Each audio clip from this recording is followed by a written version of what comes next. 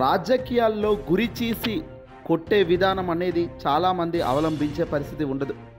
అవకాశం వచ్చినప్పుడు పర్ఫెక్ట్గా ఇంప్లిమెంట్ చేయగలిగితే దానికి వచ్చే రెస్పాన్స్ కూడా వేరే రేంజ్లోనే ఉంటుంది. ప్రస్తుతం ఆంధ్రప్రదేశ్లో ఏడాది క్రితం జరిగిన ఎన్నికల విషయం మనకి ఇంకా గుర్తు ఉండే ఉంది. ఈవీఎంలలో గోలుమాల్, వైఎస్ఆర్సీపీ పార్టీ అనూహ్యంగా పరాజయం, కూటమి అఖండ ప్రభంజనం, ఇవన్నీ ఇప్పటికీ కళ్ళ ముందు ఆడుతున్న ఆటలే. అయితే ఇప్పటికీ ఈవీఎంలపై ఏం జరిగిందనే అనుమానాలు ఎక్కడా కూడా నివృత్తం చేసిన పరిస్థితులు ఈ ఎన్నికల కమిషన్ నిర్వహించలేదు. దీంట్లో భాగంగానే తాజాగా ఆంధ్రప్రదేశ్ మాజీ ముఖ్యమంత్రి వైఎస్ఆర్సీపీ పార్టీ అధినేత జగన్మోహన్ రెడ్డి గారు గురి చూసి ఈవీఎంలపై అటాక్ చేశారా? ఎస్. తాజాగా ఎన్నికల కమిషన్ ఎట్టకేలకు వైఎస్ఆర్సీపీ పార్టీకి సంబంధించిన వాళ్లను పిలిచే పరిస్థితి వచ్చింది. నిజానికి ఇది ఒక గొప్ప పరాజయం అయినప్పటికీ, ఓటమి చెందినప్పటికీ ఓటమి నుంచి తేరుకొని మళ్ళీ విజయం వైపు అడుగులు వేయడం అన్నది నిజంగా శబాష్ అనిపించుకునే పెద్ద పాత్రే. 2024 ఎన్నికల పోలింగ్లలో దారుణంగా అపవిజయం చెందిన వైఎస్ఆర్సీపీ పార్టీ ప్రస్తుతం ఈ చివరి గంట, అంటే ఎన్నికల పోలింగ్ రోజున చివరి గంట ఏం జరిగిందనే దానిపై ఢిల్లీ వేదికగా ఇప్పుడు పరిణామాలను మార్చేసిందని చెప్పొచ్చు. సైలెంట్గానే ఉంటూనే చెక్ పెట్టే దిశగా వైఎస్ఆర్సీపీ పార్టీ అధినేత జగన్మోహన్ రెడ్డి గారు ఎన్నికలకు ముందస్తుగానే ఈ ప్లాన్ రచించారు. 2024 ఎన్నికల పోలింగ్లో ఈవీఎంలలో పనితీరుపై పెద్ద ఎత్తున రాజకీయ చర్చ జరుగుతున్న సమయం తెలిసిందే. ప్రస్తుతం ఇది అందరూ కూడా మర్చిపోయారు ఇప్పుడు. కానీ ఇదే సమయంలో ఇదే అంశంపై వైసీపీ నేతలు ఫిర్యాదులు చేస్తూనే ఉన్నారు తెర వెనుక. పలు రకాల సందేహాలు వాళ్ళు వ్యక్తపరిచారు కూడా. పలు దేశాలలో బ్యాలెట్ పేపర్ వినియోగిస్తున్న విధానంపైన మాజీ ముఖ్యమంత్రి అనేక సందర్భాల్లో కూడా ఆయన ప్రస్తావన చేశారు. ఇక ఈవీఎంల పనితీరుపై ఎన్నికల కమిషన్కు వైసీపీ బృందం ఫిర్యాదు చేసిన సంగతి మనకు తెలిసిందే. ఈ అంశాలపై వివరణ ఇచ్చేందుకు వైసీపీ టీమును తాజాగా ఎన్నికల కమిషన్ ఇటీవల ఆహ్వానించింది. ఇక్కడే కీలక అంశాలపైన పెద్ద ఎత్తున చర్చ జరిగిందట.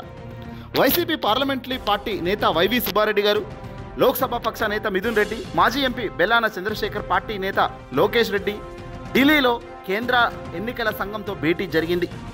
చాలా కాలం తర్వాత బహుశా ఈ భేటీ జరిగింది. అప్పుడే ఎన్నికల కమిషన్ పిలిచి ఉంటే బాగుండేది. కానీ వాళ్ళు అసలు ఎందుకు ఇంత మౌనంగా ఏడాది తర్వాత పిలిచి వీళ్ళ సందేహాలు, వీళ్ళ క్వశ్చన్స్ ఏంటో కనుక్కోవడం వెనుక ఉద్దేశం ఏమిటి? ఆ క్వశ్చన్స్కు తగ్గ ఆన్సర్ వాళ్ళు ఇచ్చే పరిస్థితి ఇప్పుడు ఏడాది తర్వాత ఉందా? ఖచ్చితంగా లేదు. గతంలో ఈవీఎంల పనితీరుపై ఎన్నికల కమిషన్కు వైసీపీ బృందం ఫిర్యాదు చేసినా పట్టించుకోలేదు. ఈ అంశం వివరణ ఇచ్చేందుకు తాజాగా వైసీపీ టీంను ఈసీ ఎన్నికల కమిషన్ ఆహ్వానించింది.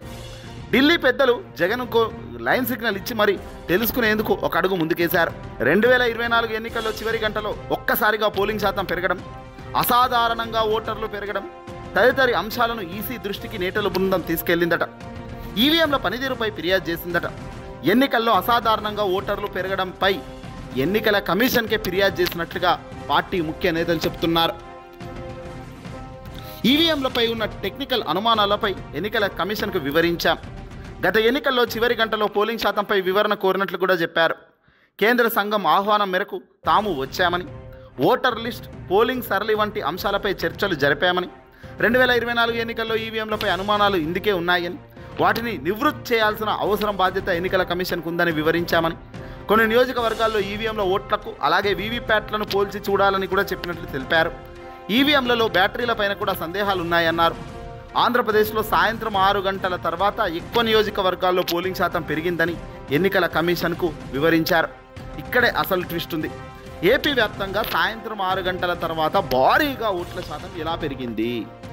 బ్యాటరీలు చాలా రోజుల తర్వాత ఓపెన్ చేసిన బ్యాటరీలో కూడా 95%, 100% ఎలా ఛార్జింగ్ ఉంది? ఇవన్నీ కూడా అనుమానాలకు దారితీస్తుంది. వైఎస్ఆర్సీపీ పార్టీకి సంబంధించిన ముఖ్య నేతలు మరో పాయింట్ చెప్పింది ఏందయ్యా అంటే, వీవీప్యాట్లను మీరు 45 రోజులు నిల్వ ఉంచాల్సిన అవసరం ఉన్నప్పుడు 10 రోజులకే ఎందుకు కాల్చేశారు? ఎందుకు రాష్ట్ర వ్యాప్తంగా అందరికీ ఆదేశాలు జారీ చేశారు కాల్చమనాలా? ప్రస్తుతం ఇప్పుడు వీవీప్యాట్లు వాళ్ళ చేతిలో లేవు, అంటే అవి ఆల్రెడీ బూరుడైనాయి, కాల్చిపారేశారు. మరి ఇప్పుడు కాల్చిపారేసిన వీవీప్యాట్లను ఎలా లెక్కిస్తారు? ఇది సాధ్యమయ్యే ప్రాసెసేనా? సరే, ఇవన్నీ క్వశ్చన్స్ బాగానే ఉన్నాయి, కానీ ఆన్సర్స్, సొల్యూషన్స్ చెప్పాల్సిన బాధ్యత ఉన్న కేంద్ర ఎన్నికల సంఘం మరి ఆన్సర్ ఏం చెప్పిందంటే మౌనం తప్ప మరొకటి లేదు. 6 తర్వాత జరిగిన పోలింగ్లలో దాదాపు 50 లక్షల ఓట్లు ఎలా పోలయ్యేతాయి అంత తక్కువ సమయంలో? దీనిపై ఎందుకు ఎంక్వైరీ చేయకూడదు? కానీ ఇప్పటిదాకా వైసీపీకి వాళ్ళు ఎంత మొత్తుకున్నా పిలువలేదు కదా కేంద్ర ఎన్నికల సంఘం. మరి ఇప్పుడు ఎందుకు కేంద్ర ఎన్నికల సంఘం పిలిచింది అంటే ఏదో తూతూ మంత్రంగా మేము పిలిచాం, వాళ్ళు వచ్చారు చెప్పారు గోడు, మేము దాన్ని విచారిస్తున్నామని చెప్పేదానికి ఒక లైన్ తీసుకునేందుకే పిలిచారు. పిలవకపోతే మరీ దారుణంగా ఉంటుంది కాబట్టి ఖచ్చితంగా పిలవాలి, పిలిచి కూర్చోబెట్టి వాళ్ళని ఏదో ఒకటి వాళ్ళు చెప్పే విని రాసుకొని మేము ఇన్వెస్టిగేషన్ చేస్తాం, చాలా పకడ్బందీగా ఏదో చేస్తాం అన్నట్టుగా మాట్లాడు. వాస్తవానికి ఇది పిలిచే కార్యక్రమం ఎప్పుడు చేయాలా? ఎన్నికలు అయిపోయిన కొద్ది రోజులకే వీళ్ళ ఆరోపణలు వచ్చినప్పుడు, వీళ్ళ లేఖలు రాసి వీళ్ళు ప్రశ్నల వర్షం కురిపిస్తున్నప్పుడు వీళ్ళని పిలిచి ఇమీడియట్గా నివృత్తి చేయాలి. ఆ పని చేయలేదు కేంద్ర ఎన్నికల సంఘం. ఎందుకు చేయలేదు అనేది అందరికీ తెలిసిన విషయం. కేంద్రంలో ఉన్న ఎన్డీఏ సర్కార్, ఆ రాష్ట్రంలో ఉన్న కూటమి సర్కార్ అంతా ఒకటైనప్పుడు ఏదైనా సాధ్యమే అన్నది అందరూ అంటున్నమాట. ఇక విజయనగరంకు సంబంధించిన పార్లమెంట్ ఎన్నికల్లో ఈవీఎం ఓట్లు వీవీప్యాట్లు కాంపారిజన్ చేయమని కోరారట. వీవీప్యాట్లు కంపారిజన్ చేయమని ఈసీకి తెగేసి చెప్పింది. ఇక ఇదే సందర్భంలో ఒక ఆశ్చర్యకరమైన విషయం ఇంకోటి బయటపడింది. ఏందయ్యా అంటే, మీరు ఖచ్చితంగా విజయనగరం అనే పార్లమెంట్ ఎన్నికల్లో ఈవీఎంలు ఓట్లు వీవీప్యాట్ కంపారిజన్ చేయాలి అని కోరారట. పార్లమెంట్లో జరిగిన ఎన్నికలకు సంబంధించి అంటే విజయనగరం పార్లమెంట్ ఎన్నికల్లో ఈవీఎం ఓట్లు వీవీప్యాట్లు కంపారిజన్ చేయండి అని వైసీపీ నేతలు కోరితే వీవీప్యాట్లు కంపారిజన్ చేయమని ఈసీ తెగేసి చెప్పింది. ఎందుకు తెగేసి చెప్పాల్సిన పరిస్థితి వచ్చిందంటే అక్కడ దొరుకుతారు కాబట్టి. సీసీటీవీ ఫుటేజ్ విడుదల చేయాలని అడిగితే నిరాకరించారని సుబ్బారెడ్డి చెప్పారు. రాయచోటిలో ఓటర్ల సంఖ్య చాలా పెరిగిందని గుర్తు చేశారు. బీహార్ తరహాలో ఏపీలో కూడా స్పెషల్ ఇంటెలిజెన్స్పై రివిజన్ చేయాలని కోరినట్లు చెప్పారు. ఇందుకు ఈసీ ఒప్పుకుందని చెప్పారు. హిందూపురం అసెంబ్లీ నియోజకవర్గం 38 పోలింగ్ బూత్లో అసెంబ్లీ పార్లమెంట్కు భిన్నమైన పోలింగ్ నమోదైందని, వచ్చే ఎన్నికల్లో బ్యాలెట్ విధానంలో జరగాలని కోరారు. ఏం చేసినా ఎంత చేసినా తప్పును దొరకబట్టే కార్యక్రమం చెయ్యలేరు. ఎందుకంటే ఇది కేంద్రం ఆధీనంలో ఉన్న సంస్థ. కేంద్ర ఎన్నికల సంఘం ఆల్రెడీ మనం చెప్పింది చేయదు, వాళ్ళు చెప్పింది దాంట్లోనే మనం కాంప్రమైజ్ అయ్యేటట్టే వాళ్ళు తీసుకొస్తున్నారు అన్నది క్లియర్గా తెలుస్తుంది ఇక్కడ. ఇదేదైనా కానీ అల్టిమేట్గా రాబోయే ఎన్నికలే టార్గెట్గా పెట్టుకున్నారు వైసీపీ పార్టీకి సంబంధించిన ముఖ్య అధినేత జగన్మోహన్ రెడ్డి గారు. ఈరోజు జరిగిన దాని గురించి తవ్వుకోవడం కన్నా రాబోయే కాలంలో ఎలాంటి పద్ధతులు ఉండాలి, ఇక వీవీప్యాడ్లు ఇవన్నిటికీ స్వస్తి పలుకుతూ పాత పద్ధతిలోనే బ్యాలెట్ పేపర్ విధానాన్ని తీసుకురావాలని గట్టిగా జగన్మోహన్ రెడ్డి గారు యుద్ధం చేయబోతున్నారు అనే దానికి ఇది ఒక తొలి అడుగని చెప్పవచ్చు. ఈవీఎంలపై జగన్మోహన్ రెడ్డి గారు అటాక్ ఇదిగో ఈ రకంగా ప్రారంభించారు.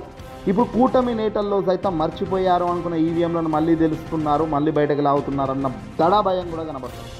తెలుగుదేశం పార్టీ, జనసేన, బీజేపీ 3 కలిసి కూటమిగా ఏర్పడి గెలిచారు.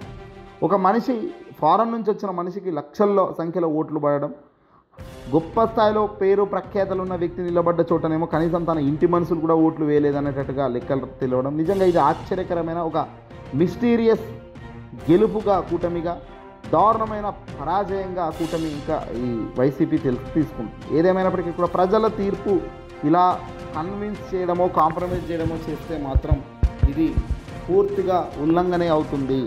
దేశ ప్రజలు ఇలాంటివి చేయకూడదు. పెద్ద స్థాయిలో ఉన్న వ్యక్తుల నుంచి జరుగుతున్న కార్యక్రమాలని అందరూ అంటున్న తరుణంలో మరి నిజమేంతో అబద్ధమేంతో తేల్చాలి, నివృత్తి చేయాల్సిన అవసరం ఈసీకి ఉంది. ఏడాదికి పిలిచారంటేనే అర్థమవుతుంది. మరో ఏడాది ఇంకో ఇన్వెస్టిగేషన్ చేసి మరో ఏడాది ఆ రిపోర్ట్ ఇచ్చేసరికి దాదాపుగా మరో ఎన్నికలు కూడా వచ్చే పరిస్థితికి వచ్చేస్తుంది.